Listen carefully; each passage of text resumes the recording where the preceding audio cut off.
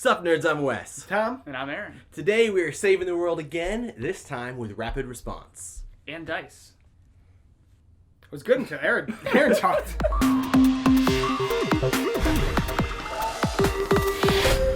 So rapid response is a real-time dice rolling game where it's real-time, but it's also timed.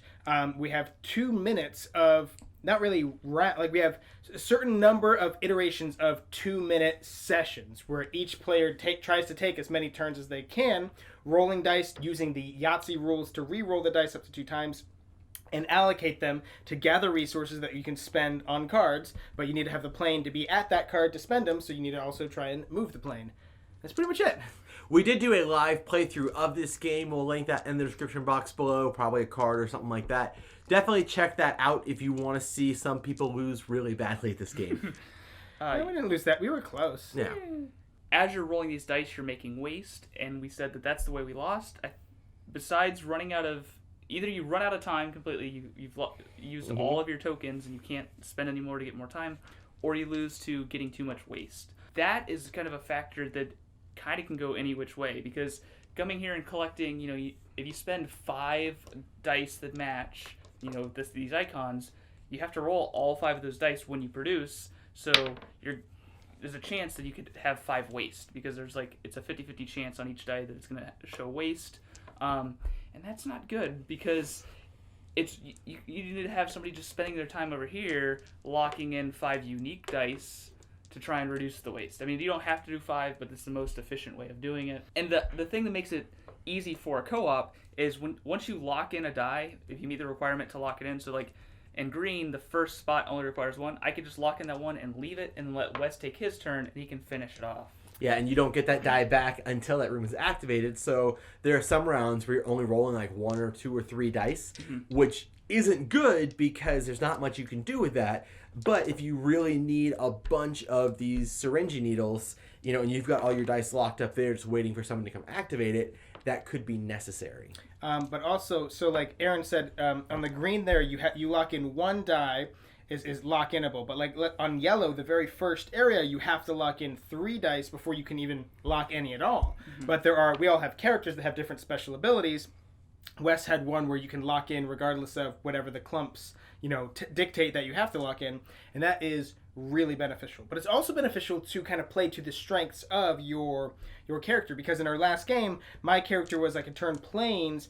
I could turn them to any side. They're basically wilds. But I was all the way up at the front where I was, I was clearing out waste, which is good, but I was trying to be the guy who dropped. The pilot who dropped the stuff. And you need planes to do that. So in using that action a lot, or in me focusing on that action, I was like, well, I'm kind of null and voiding my planes can be wild because I need to just roll planes there anyways. Whereas if I was back down here, maybe I could have utilized that planes becoming wild as, having a higher probability of generating the resources that we needed or whatever.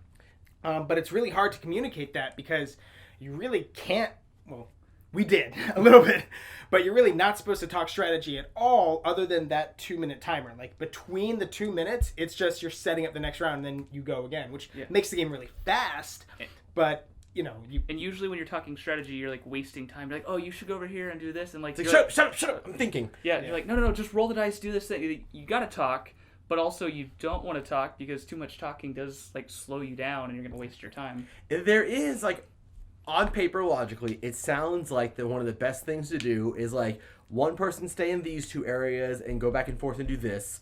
One person take care of yellow, green, and white, and they just go in those. And one person take care of red, blue, and white, and they just go there. And everyone kind of stays in their zone. They does their own thing.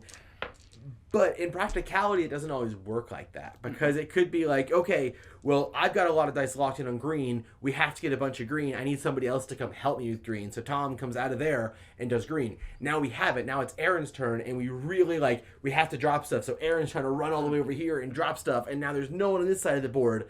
So, yes, it probably is best to have, a zone defense. Sometimes you got to go man-to-man. That's, the only sports reference I have.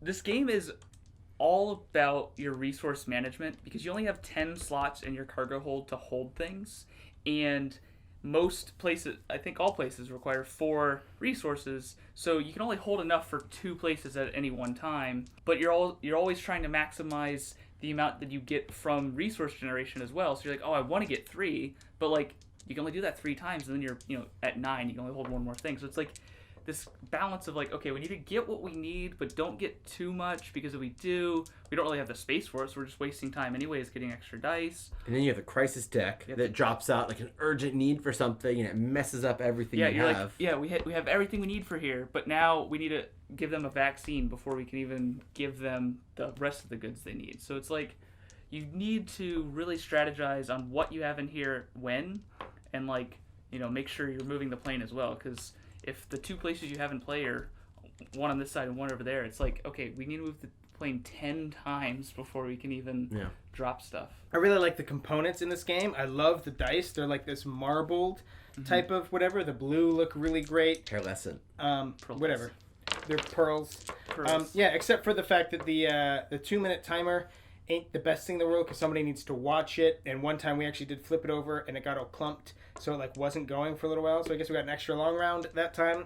So we were using a phone timer because it actually made a noise at the end there.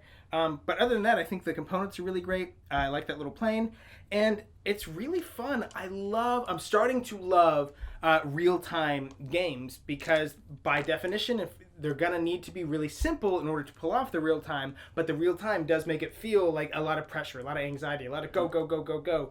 I don't know. This... Are you going to say it? Are you going to say it? I don't know. Favorite pandemic? I really like The Cure. I haven't played The Cure in a while, so I'll replay that. Before you finish this review? But I don't know. This one's really fun.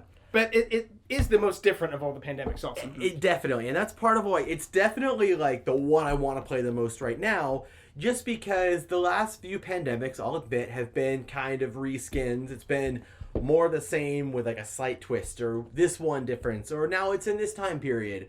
Whereas this one is so different from every other pandemic. Like, it has dice, so it's kind of like The Cure-esque, but it has real time, which makes it completely different. There definitely is the stress of the timer. Like, if you do anything with a timer, it just doubles the amount of stress normally there, because you're like, okay, normally I'd roll the dice assignment, and I'm like, I got it. I roll the dice, and there's... I still have what I want. What do I need again? I don't know. It adds a lot. That sounds so much fun, doesn't it? But yeah, it definitely is really great. It's really fun. It plays super quick. Like 20 minutes. Yep. It's probably a longer game if you're playing on the easy mode, but there's only 5 cities that you have to deliver stuff to. Probably 10 or 15 minutes. Yeah, so you can't really extend it too far. And it's definitely a challenge. We've won some, we've lost some. I don't really have any complaints about it, other than, like Tom said, the timer, and that could just be because we're in Florida and it's 90 degrees in the studio, and so it's really humid, and our sweat is getting in there and gunking it up. It can be a little frustrating when you're going fast, that like if we're all right here and there's dice here, and I'm like, all right, I gotta roll these dice. Wait, dang it. Don't be a klutz. I mean, they did give a lot of space, though. There is a good amount of space for, like, the dice are really separated away from each other. And it does work well to assign roles to people. Like, okay, you're in charge of managing the cargo bay. Like, if stuff happens there, Aaron's right there. He's going to handle that. Yeah. Or, like, when we, move this track up now, have somebody that is ready to put their hand on it. So it's not like you guys are fighting over who's doing that. But I really don't have many complaints about it. It's kind of a slam dunk. I've always enjoyed real-time games like Escape and Paramedics Clear, where you just have that like extra stress of the timer. It kind of just adds to the board game in a way that like other things don't. Like it's a mechanic that isn't really used in a lot of games, just because like, especially not used well. Yeah, I mean, just putting a timer on something saying, hey, you can only take 10 seconds on your turn. We're playing speed chess. Like, that doesn't really make a game more of a game. It's just when the because timer it has is integrated yeah, into when the game. It actually makes sense. This is just such a polished version of all those types of games where like it's cooperative. You're running around. You're locking in your dice. You're not rolling a ton because it's the Yahtzee mechanic. You get those 2 rerolls, and it's definitely best if you can't get what you wanted, or you like. Don't stress over trying to figure out what to do with your remaining dice. Just pass your turn. Like, you saving it as many seconds as you can to pass so somebody else can start taking their turn is way better than like. It's not a number of well, rounds; it's a number of sessions. I have like 2 more dice. I could move one space and then lock this one. No, just stop. Just pass it. As you can see, we are all absolutely enamored by this game. We definitely think you should check it out. So click on the purchase link in the description box down below. Get yourself a copy. And while you're down there, don't forget to subscribe to our channel so you'll never be bored.